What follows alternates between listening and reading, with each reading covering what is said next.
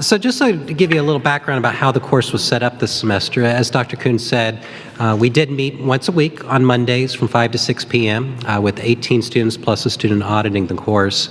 And when we were setting up the course, the idea we were going for is to have really a contemporary discussion, discuss what's gone on that week in the campaign, but also bring in guest faculty from throughout the university, from departments like political science, history. Actually, where is Dr. McMath, right? Dr. Bob McMath, our Dean Emeritus, was our first speaker, spoke on populism and how it related to this campaign, and he smiles as he says, as we say that. But having them be able to track the campaign, but then also get larger context from some of our gifted faculty at the University of Arkansas. So that's been fantastic for our students. So we have some of our students sitting here, but we also have a few students who are going to be on a panel discussion just now to discuss their experiences in the course. So I guess I'll introduce each one of them. The first student on the panel is Zaina English. We'll introduce Zaina if she's back there. Well, let's introduce all. So Sam Harris. Sam Harris, Summer Stahlbaumer, Zaina English, and JP Garehan. So why don't y'all sit where you see your names.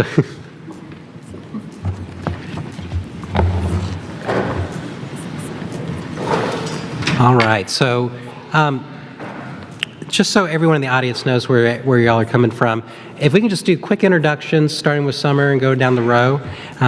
Tell the audience where you're from, what year you are in school, what you're studying, and yeah, that'd be great. So we'll start with Summer. Hi, I'm Summer Stahlbaumer. I'm a sophomore, and I'm an economics and management major. I'm from Rogers, Arkansas.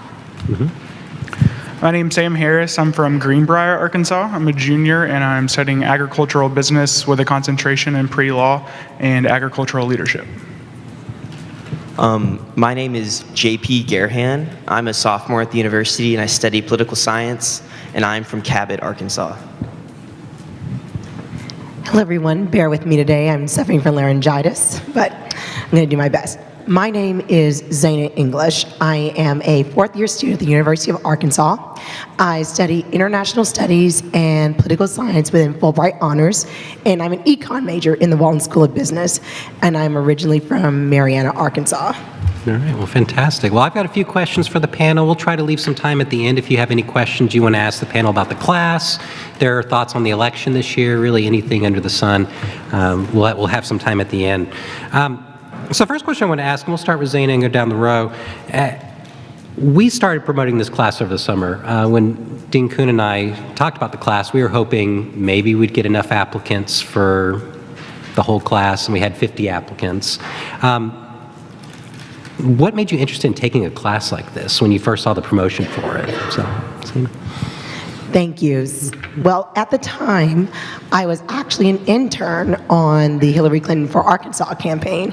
And as soon as I saw the class, I said to myself, this would be an amazing opportunity to not only look at what's going on within the campaign, but also to track it nationally and see what goes on when you're looking at a presidential campaign.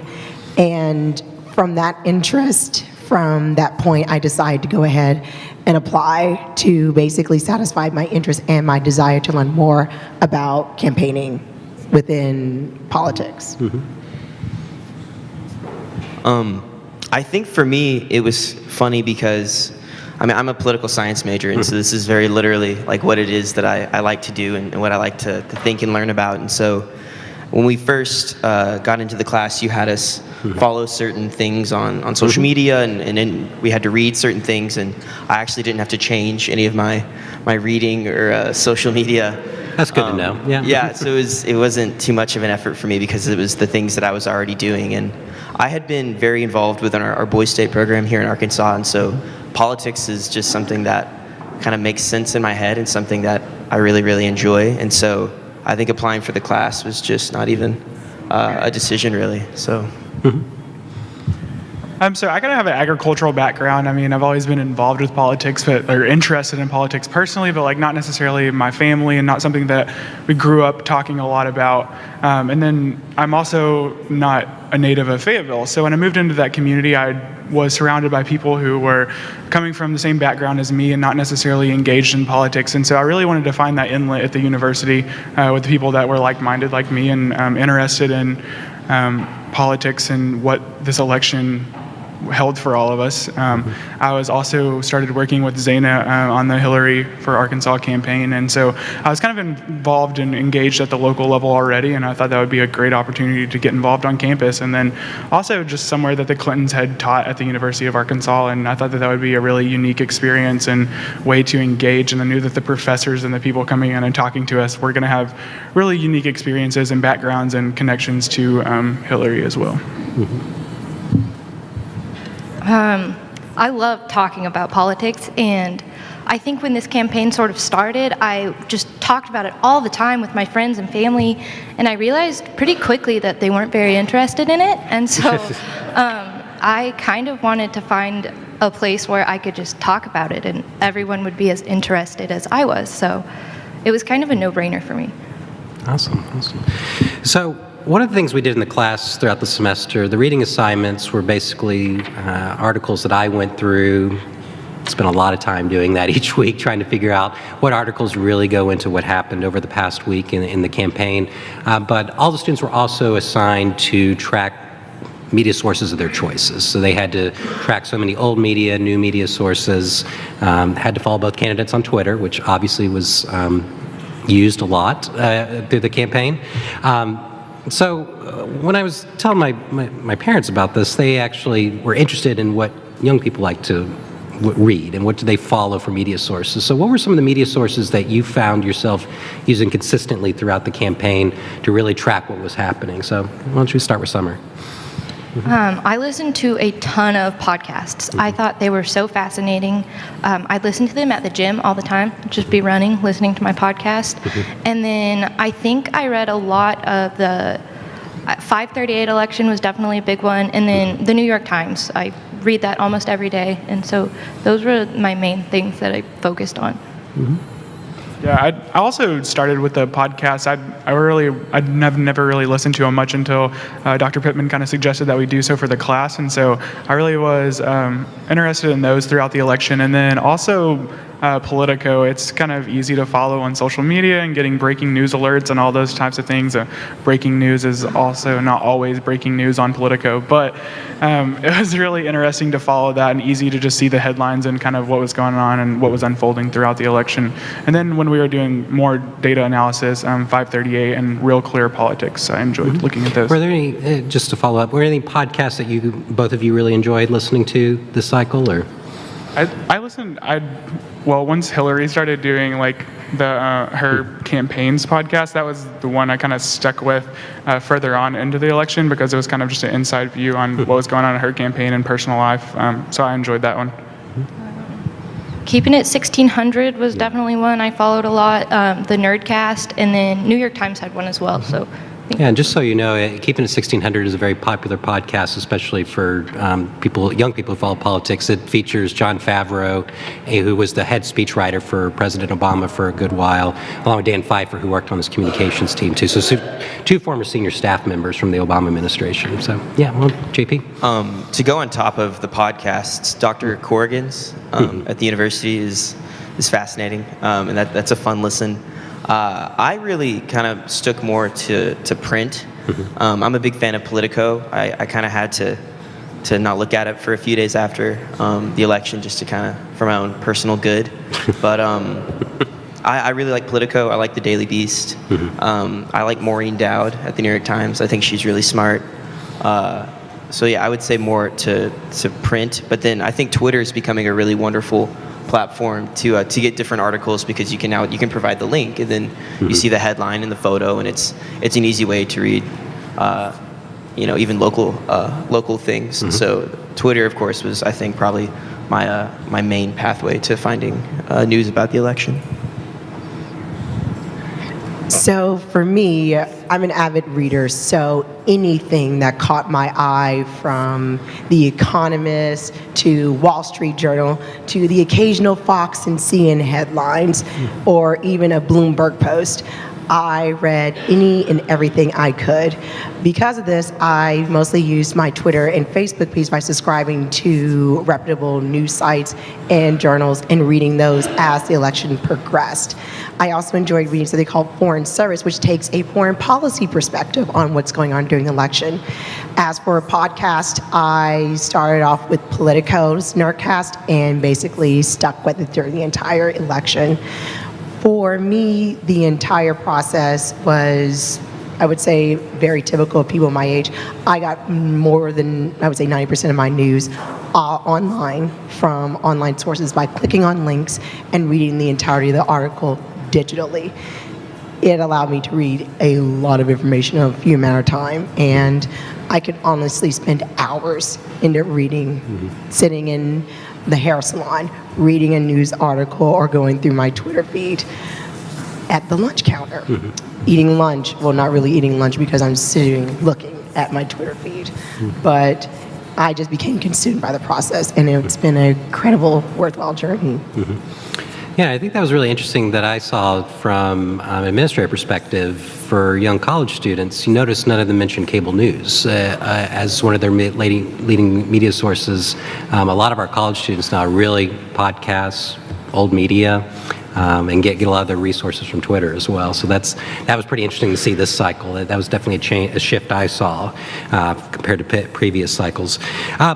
So let's talk about the election. Each of you, one of the things we did for the classes, we had a class blog where we had different posts throughout the semester. Each student in the class was assigned a state to track throughout the semester, make a prediction about who would win, then analyze who actually won. We were wrong on a few of those, as a lot of people were.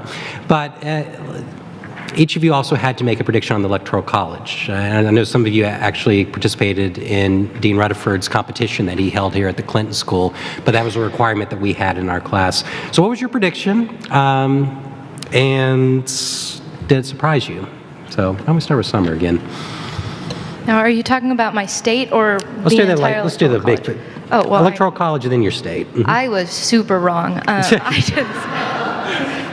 Even when I was watching the election, I was just so sure Hillary would win. And then I think at a point during the election, my dad texted me and he said, "Are you nervous?" And I said, "No, like, why would I be?" And then I guess I had good reason to be, but I was definitely off. I didn't think Trump would get some of the states where he was campaigning, Michigan, Wisconsin. I had no idea that he could actually win them. Of course, I didn't pick Pennsylvania. Even Florida, I thought maybe could go blue. So I was very off, very off. Yeah. And what state did you have? I had New Hampshire, and I predicted that to go blue, which it did barely. And I think that's mainly because a large group of their the electorate there is from higher education. They have a college degree, and also a large group of them in this election were millennials. And the turnout was low, but I still think because there was a large portion that were millennials, that really helped Hillary, even though she did barely win.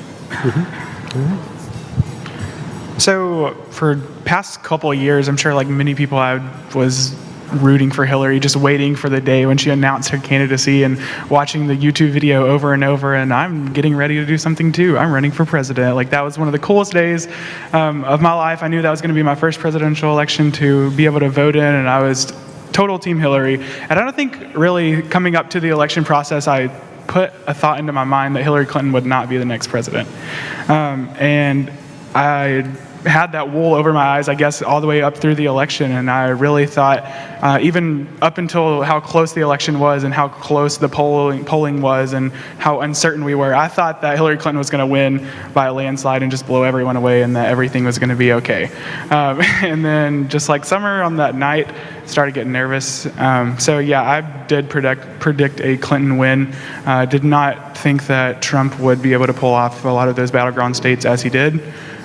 So of course my prediction was wrong, like I think many people's.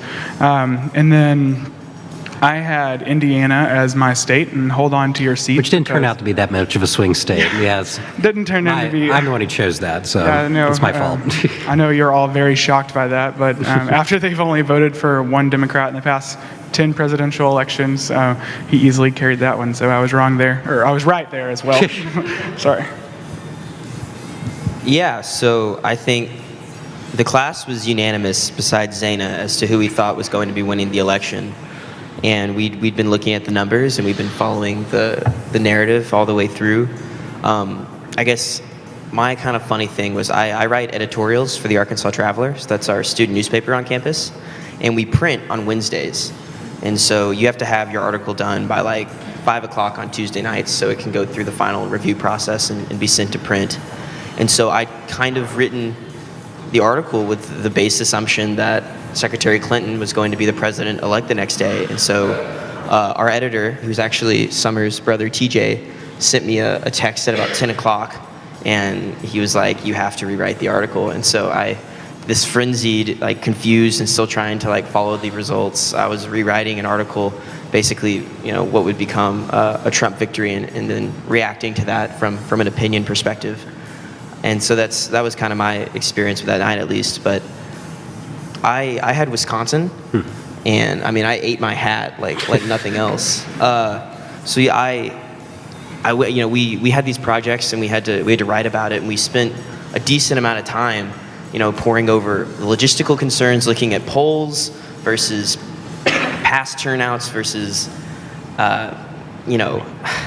just the numbers. And Trump had lost Wisconsin in the primary handedly to Ted Cruz, and even the conservative radio voice in Wisconsin was very never Trump. And Paul the Marquette Ryan, poll had Clinton up 6 points 5 days before. It was the only state that he never even got within 3 points of public polling, and mixed with high or low turnout in Milwaukee County and high turnout in West and North Wisconsin. I think that's kind of the narrative that the campaign followed as a whole. I had to kind of eat my words there, and so that was my state, and that was kind of my experience with election night. So, for me, election night went horribly right. I predicted that Trump would win, and even then, I was predicting that it would be a close race. I was showering that night, knowing in the pit of my stomach, leaving the event at our school, watching Florida go to Trump, and in that moment I knew to myself, I said, my God, my prediction is coming true. And as I was going home, getting ready to go to DC the next day, I said to myself, wow, I was right.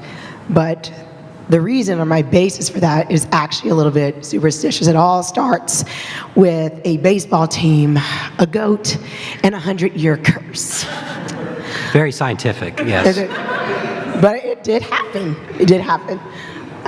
But also looking at things that led up to the election 10 days beforehand, we had the release of the emails, which I thought, in my personal opinion, was the death knell for that, as well as several other instances. But I really felt it was the emails that persuaded me that this was going to be the push. I did not expect the scale of a Trump victory. And like many other people that night, I was not so much shocked or surprised, just disappointed. Just disappointed. The state I had was Missouri. And Missouri, I predicted would go to Trump, and it did. It saved its bellwether status as voting for another presidential candidate. I was hoping that it would be wrong 3 for 3 with a Obama win for 2008, 2010, and then a Hillary Clinton win in 2016. The state retained its bellwether status. However, it has been moving towards a more conservative bent. And so in the future, I predict that Missouri will continue to be a little bit more conservative, whereas places that are centered around urban areas will be more Democratic, and that was the trend. The counties that Hillary Clinton won in Missouri all correlated with heavily populated areas such as Kansas City, St. Louis, and Columbia. She took home a small county called Pulaski County, which she actually won in the 2008 Democratic primary election. That was surprising, but other than that, a very somber night for me. the first night that I really wanted to say, I really wish I was not right. To follow up on that, so Zaina, you mentioned about the emails. We've talked a lot about since the election. Yes. How Trump won. We've broken it down. We've had a number of different faculty members come in. Dr. Andrew Dowdle, for example, did a really great postmortem analysis with the class a couple of weeks ago. You mentioned about emails. There's been a lot of theories going around about how he was able to win the Electoral College. For each student, what do you think was the primary reason? There's probably not just one, but what do you think was the primary reason that explains his victory? So, Zaina, if you want to. So for me, it goes a little bit beyond just the emails. It goes to the Electoral College wins for one of actually two things. There were higher voter turnouts in rural areas than there were in urban areas. And second of all, Trump did this very well. He appealed to people's baser emotions. Fear and anger can be very powerful things when it comes to influencing politics, when it comes to mobilizing people, and when it comes to getting them to the polls. For me, my reason that Trump won, or the reason why he got his Electoral College votes, was because he was able to appeal to something here in America where we have finally been, I guess, realized just how serious the issue is. During this election, we exposed a nasty undertone, which we have tried to keep telling ourselves really doesn't exist. We have tried to hide the subtle tones of racism that in and of itself appeal to many people, or in many cases, just the resentment against establishment, really the baser emotions, or why I believe Trump won this election. Also, the Cubs curse. Everyone, bear with me for a second. And when good things happen, bad things must also happen to follow and balance things out. I was very happy the Cubs won. Just really wished it wasn't this year. That explains it all right there. JP? Yeah, so I definitely agree with Zaina in the idea that there was a very visceral feeling within the American electorate, and I think that showed. But when we look at the Rust Belt and we look at the numbers and how it all played out, Mr. Rutherford talked about winning in large states but then losing in small margins in the Rust Belt was how kind of Trump secured the victory. And so I think it's the union vote. And so leading back to the New Deal coalition, if you weren't getting at least, I think Hillary split the unions, is that correct, Dr. In Ohio, that was the one that really stood out. Sure, and so... Which is not great for Democrats. But even leading up to that, Democratic losses, they'd at least secured 75% of the union vote, if not more. And so she struggled in the primary against Senator Sanders for that very same reason, specifically within the Rust Belt. A lot of it about anger with concern to TPP. We talk about outsourcing jobs, even though only 14% of outsourcing has to do with moving jobs overseas as opposed to automation. And so I think there was a part of America that felt as though they were being marginalized and that no one was being their champion. And so when President-elect Trump kind of came down that escalator for the first time, he declared that he'd be their champion, and he kept saying it over and over again. And now in Indiana, they, with United Technologies, is that the Carrier? Yeah, Carrier. Sure. United Technologies owns them. Yes. They saved 1,000 jobs, even though 1,300 are still going to be sent to Mexico, and now the company has a $7 million tax break to probably build their next factory. And so, I guess people just needed to be told something, and I think people needed to be made to feel a certain way. And so, I think President-elect Trump made people feel a certain way, and that made them feel good. And even though I guess we will have to see where results come, but at least for now, he definitely made people feel something more than Secretary Clinton did. I totally agree with JP, and I think that obviously Trump excelled in the Rust Belt and appealed to those counties and the people that were disenfranchised and displaced because of jobs leaving the United States. And those types of things. But one big fault, I think, of the Democrats this election cycle was our ability to connect with rural voters in rural America. Working in agriculture and from that specific sector, just the way that we made rural America was made to feel that we had nothing in our party to offer them, that there were no benefits for rural America, for agriculturalists, for those families living in the lower middle class. And I think that we took for granted the urban population and voters that turned out for President Obama, that Secretary Clinton thought were also going to turn out for her and carry her to a victory, and she failed to connect with voters in those areas that Donald Trump was able to mobilize because of fear, because of displacement, despair that they were experiencing, whether it be economical or something to do with their jobs. And so I think that just that sentiment was broad enough across the United States that he was able to carry himself to victory. I agree with Sam a lot with what he's saying about the rural voters and how we lost them. I think, well, at least from my opinion, I always thought the rural voters would lean more Democrat, economically speaking, with the government-funded programs and things like that. And so I think that was a big thing we lost in this election. And I also think this election we saw a widespread identity voting. Rather than voting on economic issues, we voted on how we felt. And people felt very strongly about what Trump was saying, and Hillary took more of a, I guess, a pragmatic stance on everything, and I think in the end that hurt her.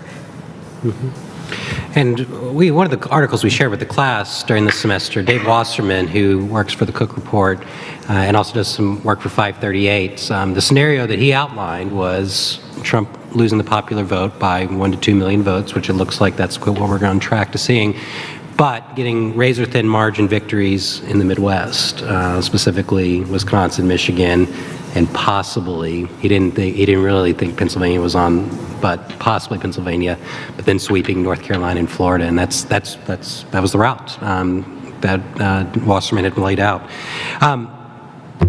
We only have a few minutes before we'll turn over to the audience. Real quickly, what's going to happen in 2020? Do we see a Republican challenger coming up against Trump? There's also been a lot of criticism of the Democratic Party that there's not a deep bench right now to have a candidate ready to be viable in 2020. What do we see happening? Just real quickly down the road, starting with Summer. So, I think first that probably will depend on Trump's candidacy, like how he does, I think.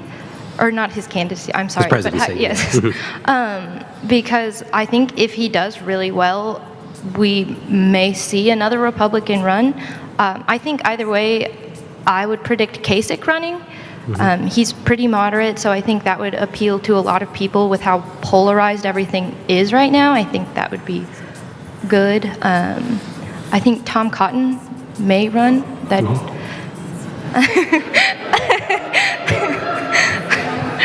He was in Iowa before the election took place. He natural was. Reaction to you Tom can't deny that. Said. Yeah, he was definitely in Iowa. So. But so I definitely think Republicans, he will see that, but that would be my prediction probably. So you see a GOP challenger possibly. So Sam. Depending, I guess, same thing as Summer, how the presidency goes, that's totally up in the air, as all of us know. I think that if approval ratings and the burning success that he's going to have at making America great again is not as successful, I think that Kasich will probably be a GOP challenger.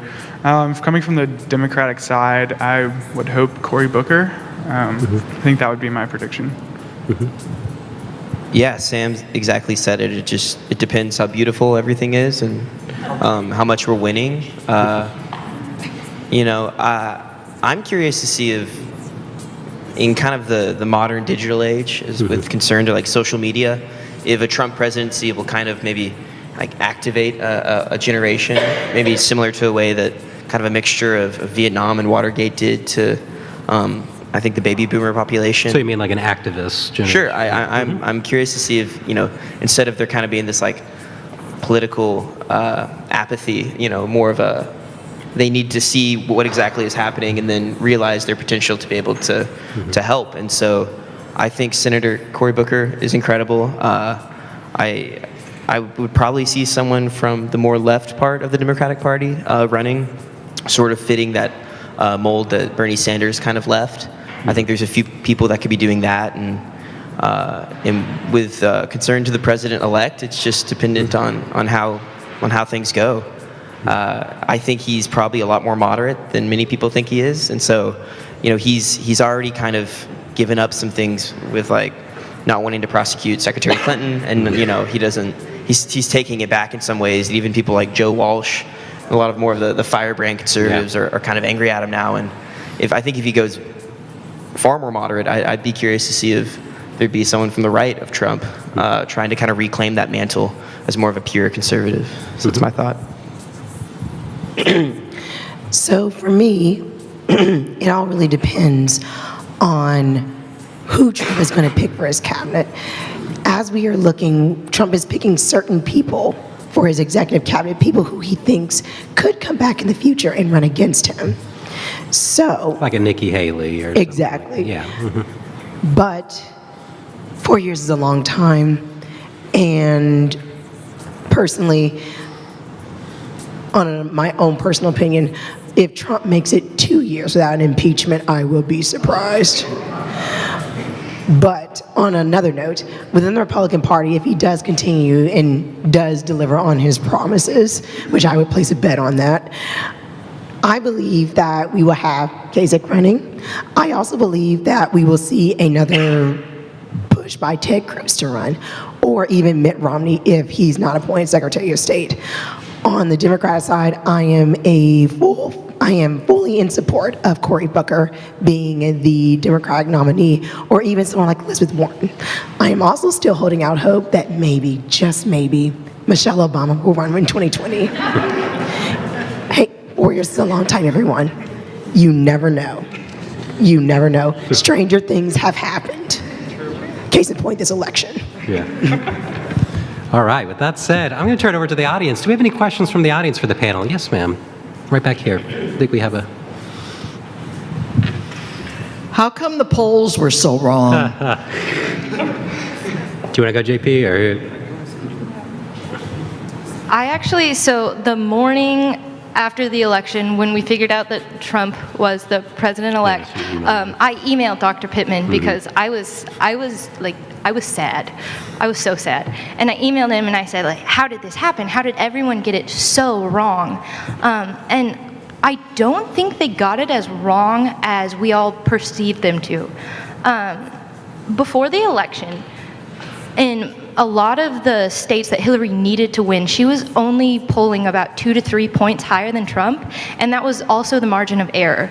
So Trump and Hillary were about even in a lot of the states she needed, and Trump was also, I think at the end of his campaigning smarter than Hillary was by campaigning in Michigan and Wisconsin. So it was disappointing, but I don't think it was like as crazy radical as we all perceived it to be.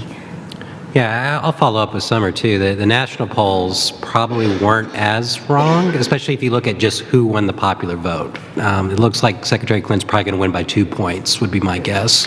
And a lot of the polls had it between 1 and 3, maybe 4 points, if I'm right, before the election. The one that really surprised me more than the two were Wisconsin, like you said, because Trump wasn't close at any of those polls.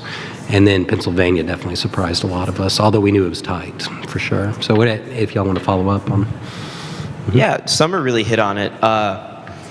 Definitely within the margin of error, definitely room.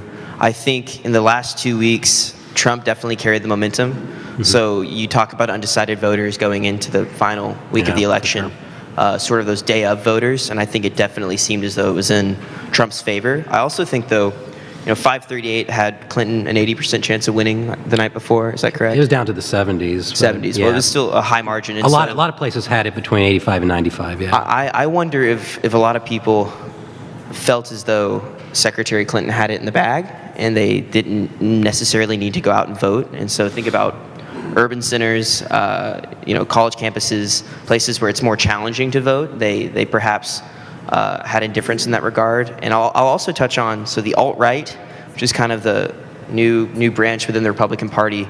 I didn't know this until Dr. Pittman had told me the day after the election when I came to sit in your office and ask why. Yeah.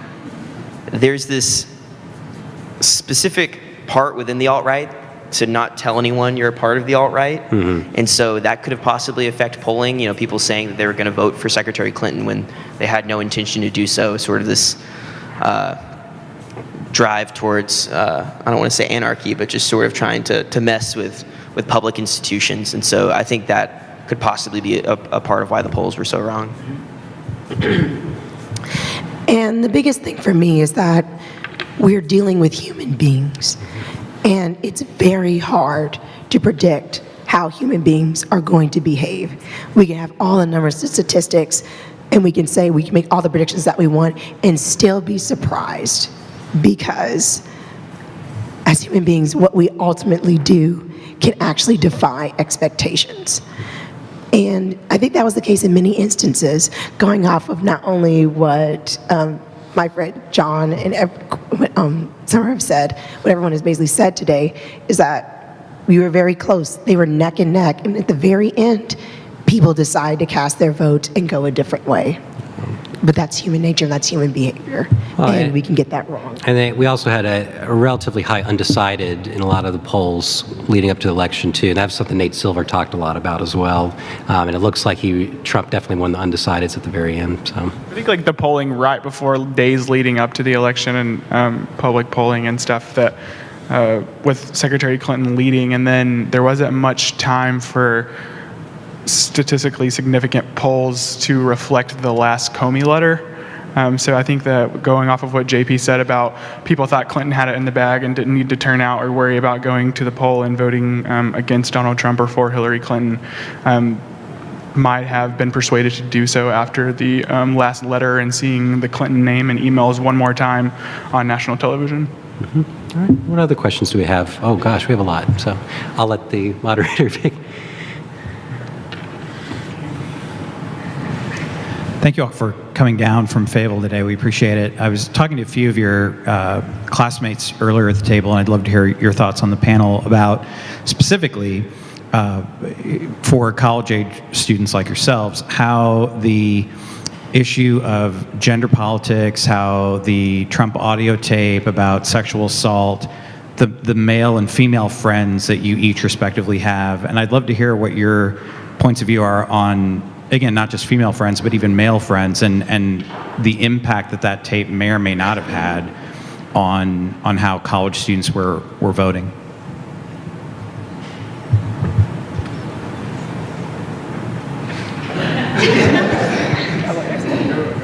Who wants to go first? So how it affected me on my college campus is that a lot of people were shocked and appalled. Initially, you saw so much backlash, so much really just shock, and it was really a shock and awe moment that you would have someone say this. And in my own respective circles, people talked and said, this is something that we would never do, this is something we would never really talk about or really even tolerate. And yet, you saw in the polls at the end, Trump getting the majority of votes from white women. And so when it comes to gendered politics, there are some things that I would like to say that in many cases, identity or who you perceive yourself as being comes into play as well. You may find abhorrent, but if you believe that you are not a victim or you believe that people put themselves in certain situations, that can play a part in why we have instances like this or why we have such a large group of people moving towards Trump, what we traditionally would have thought not have. So I guess with that one specific quote with the audio tape, I think we'd become so deadened to what it is that Mr. Trump was saying that it almost had little to no effect at all. Because I remember back in summer of 2015 now, he was kind of just starting out, going to Iowa. We were all kind of seeing what this was going to look like. He said something about John McCain during an interview with regard to his status as a prisoner of war. And I'd seen John McCain here at the Clinton School years before and just thought so highly of him. And he was an incredible speaker that night, was so nice and met with all of us afterwards and signed books. And I just thought that was crazy. I thought that was the most bizarre, and I was like, he's done. You can't say that about John McCain and get away with it.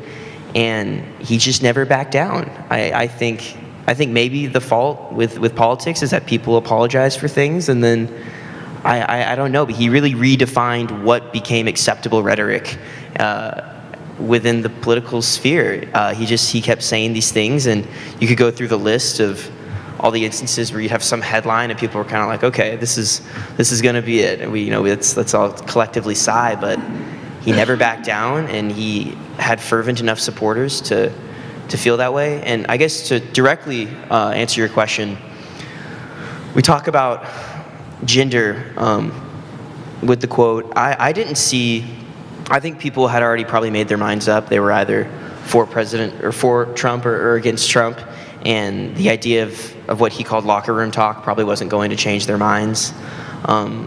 Specifically with this election, as far as gender politics are kind of concerning, I don't think women my age viewed a potential Hillary Clinton victory as big for women as it probably felt for many of you here today. I think we have a lot of women that have grown up in a world where it doesn't seem completely out of the question that a woman could be president. And so I think that definitely played into younger women, specifically I think college-age women, at least people I know at the university, voting for Trump because, for reasons I guess not related to gender.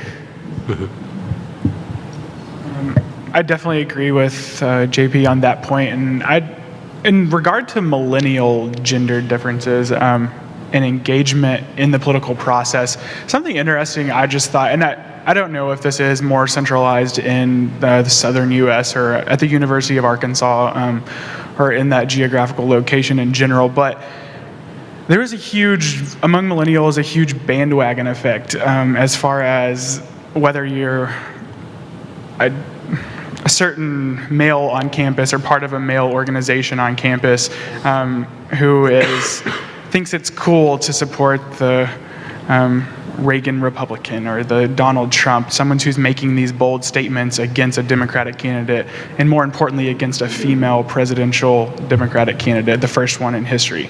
And I think that people jumped onto that bandwagon disregarding the respects to human rights and what we were taught growing up in the church and with our families, and how the general respect for women or people in general in doing what our moral duty is as a person, respecting people. I think that we threw those things out the door simply because of the rage and the hate that we were hearing in the home, and the emails that we saw advertising on national television, and the push for national security and deportation coming from Donald Trump. And these things appealed to people in Arkansas, to southern universities and colleges and millennials that were voting for the first time. And totally, as JP said, when we were going out and registering voters, we had huge voter registration drives and initiatives on our campus through our college Republicans and Young Democrats and in Washington County. And registering people, even male and female alike, there was not much loyalty among that generation, in my opinion, to Secretary Clinton or favor for voting for her, because I think that there is a big difference between our generation and them viewing the first female presidential candidate and how important and strong that movement in history was. And I think that they didn't obviously turn out for her. Regarding the tapes, I think what JP was saying about the sort of like rhetoric and how we're so used to, I guess, what Trump was saying, I remember the day after those tapes came out, I was floored. I was so mad. And I went to class, and bunch of my friends, this group of guys, they were laughing about it, and I was so mad, but they were talking about how you can't really take what he's saying at face value. You just can't take him seriously. And I thought that was crazy, but I guess a lot of the American people kind of agreed with that you couldn't take these things, this locker room banter, I guess, at face value. And I thought that was really interesting. And then regarding gender, I think, especially in the Deep South, I think that progressive movement amongst women, I don't think it was as big as I previously thought it was. Because, I mean, women showed up to vote for Donald Trump by a larger margin than I thought they would. So I think this progressive movement of women, I just don't think it was as big as everyone kind of thinks it was going to be. So I was just blown away there was one point in the election, and we're calling people all the time, making phone calls, and people point blank, women with young children and young girls would say, there's absolutely, like, Secretary Clinton will not be a role model for my daughter. Donald Trump and this movement is what I'm teaching my family, what my boys will represent, what my daughter will believe when she grows up. And I was blown away. And then I attended a festival, and I was in Arkansas and saw a lady wearing a shirt, not going to explicitly say what it said, but basically saying that Donald Trump could do to her what was said on that tape. And I was completely appalled, and I was like, this is what we're up against. People are not understanding the real issues and what's at stake at this election. Rather, we're voting against one of the most experienced presidential candidates in history. I think we have time for, yeah. Do we have a question over here?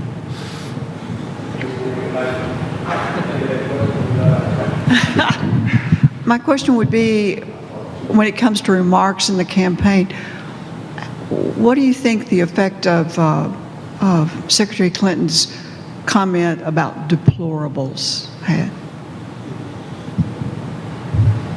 I think it really confirmed this idea that the Trump implanted of real America versus not necessarily fake America, but an America that doesn't represent American values. And so, you know, of course she was referring to kind of the cast of characters that had been involved with Breitbart and a lot of those kind of fringe groups that were at first really supportive of the campaign, but they jumped on that, similar to the way I think President Obama did about the 47%. Mm-hmm. It made people feel as though the candidate wasn't valuing them. And so the idea that she was calling these people deplorables, which what has now turned out, many of them are Americans living in the middle of the country that work very hard and have families and want their children to be successful and want their communities to grow and prosper. And they were making economic decisions at first with their support of Trump, but then it felt as though they were being culturally marginalized by what it is that Secretary Clinton was saying. And it kind of just fueled this whole, you know, her campaign headquarters was in Brooklyn, and she was this coastal candidate who hadn't really, you know, even when she was here, she was a stranger. There's a photo hanging in a classroom in Cabot where it's what was First Lady Clinton at the time was coming to speak, and there wasn't really even much of a full room in Cabot, and I think that was probably a part of Cabot just because my hometown's kind of peculiar, but beyond that, he is from Cabot, so it's okay. But beyond that, you know, I think she's always felt like an outsider here. And so I think that whole narrative and that whole feeling was just put under the fire when she said deplorable. Yeah, I do remember the class we had right after those comments, and it seemed like the momentum shifted a little bit for sure. That was something yeah, go ahead. My family, I mean, being involved in agriculture and living in rural America, and how I talked about how I think that the Democratic Party failed to connect with rural America and that demographic, I think that just further confirmed the disconnect for some people in their minds that separated them further and confirmed for them that the Democratic Party was not the party for them. So, mm-hmm. Do we have one more question, or I know we're running out of time, so. One more question. Yeah, I do want to get one more. Oh, sorry. One of the students made mention of moving forward and a momentum among young people to build on this moment and to do, take it in a direction that benefits us all. I'd like to hear what you think about moving forward. Where do we go from here? Moving forward, it's going to be a long process. We have a very long road ahead of us. At the end of this election, America was more divided than ever. We have two completely different ideologies that are circulating in mainstream media. And for some people, that gap is unbridgeable, or the connection between those two is unattainable. Part of me feels that we need to try to come together for the simple fact that if we don't stand together and come together as a country, we will not succeed and we will fall. On the other hand, I personally had to look at some people and realize that that you may have voted for your interest, but in doing so, you sold me out. You said that it wasn't enough, that my life as a female, the color of my skin was not enough for you to turn away. And as a human being, the greatest need is to be recognized and accepted for who you are. And for people to turn your back on you for those simple matters of things that you really can't change. That's a very hard chasm to bridge. But we have to move forward. And by doing so, we need to come together and we actually need to talk. We actually need to recognize what our differences are. But more importantly, we have to take a hard look at ourselves. We have to save for ourselves and find out for ourselves and have the courage to face some of our darkest fears, our deepest prejudice, our worst angers. Because without overcoming that, we can't come together. The divide will get larger. And more importantly, we need to recognize each other, not as based on identity, but simply as human beings. I believe that's the way to move forward. Recognition, education, and the brave pursuit of facing our own deepest fears. It's hard to follow. I will say from a young perspective and from a millennial perspective, like we grew up with a really cool president, right? And so, he played basketball, he sang Al Green and invited Jay-Z and Beyonce to the White House, and he was very inclusive. A lot of people, we talk about PC culture and we talk about how problematic that is for the country, and I think in some sense maybe we are a little too sensitive, but in other ways it's just being respectful to what it is that people want, and I think that's just being respectful. And so, I think there's definitely going to be a cultural change with the Trump White House in the way that young people view authority and the way young people view our institutions here within the United States, and I think that will be a definite change going forward. I've talked about activating a generation, and I hope in some regard that does happen. I just keep thinking about, you make all these promises and you make all these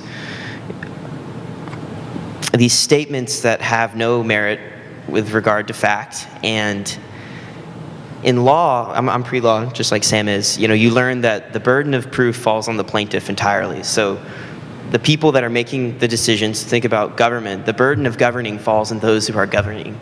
And during the Obama administration, it was easy to make it seem like things weren't going well by just not doing anything. So it seemed like the president was failing, when there were a lot of things that were probably out of his control. And so I think going forward, the burden of having to show results falls on President-elect Trump. You sell people a bag of goods, and they have to see what they're going to find with it. And so I'm really curious to see how it all goes, and I do hope that in some regard we can try to work against the gridlock and the alienation and the divisiveness, even though it's now not really going in my favor. I do hope that there's some ground to kind of move us forward. One thing that I think is interesting and kind of conflicting for me is after graduating, I want to go into public service, and I was so excited to work for a Clinton administration, and as many people were. And if you look at the maps that have been generated, if only millennials voted in the United States, there's hardly a red stitch. And I think that many people like myself and interested in public service were looking forward to working under yet obviously are not as charismatic or cool president as President Obama, but potentially someone else carry on his legacy, such as Secretary Clinton. And a lot of us were very disheartened. Those job opportunities were not necessarily available to us anymore. It's not going to be as easy to get on into this administration and work in public service. This election was nasty and polarized people, turned them off of public service and government and serving our country. And I think that that's a sentiment that we're going to have to get over. But in Secretary Clinton's concession speech, when she talked about how much she loved the country and moving forward, and I think that was inspiring to me. And I know that sitting out on the sidelines and ignoring this and pretending that I have no say in what's going on because I didn't get my way in this election is not going to solve anything. So that's going to motivate me to move forward. And I just hope that legislators and people involved with public service on both sides of the party lines continue to engage with millennials and talk about the importance of public service and going into this field and running for public office at the local level and at the national level is very, very important. And moving forward from more of a local perspective, I guess, I think that we'll see a lot more activism and groups starting up because of being marginalized or how they feel after the sentiments of the election. So I know that there's already across Arkansas, across the nation, there's been tons of unity rallies and people coming together, just holding, we've had several just discussions on the university campus for students to express their feelings, talk about their concerns and what they're going to do moving forward. So I think that people are still engaged and they want to do something about the outcome of this election and to ensure that we are respecting simple basic human rights and moving forward as a country. So I don't think hope's lost, but yeah, engaging people and maintaining the motivation to move forward is going to be a difficult barrier for a lot of us to bridge in the coming years. I think with what Sam was saying, I think this kind of disheartened and angered a lot of millennials this election. So I think moving forward, it might be interesting to see if that might instill within us a drive and a passion to be more involved with public policy, public office, volunteering. I think it should instill in us a passion to just be more involved within politics and within things like that, because we are the future and we can instill change. And I hope in the future we can see that happening with millennials becoming or coming of age and being the change that we want to see. All right. Let's give them a round of applause.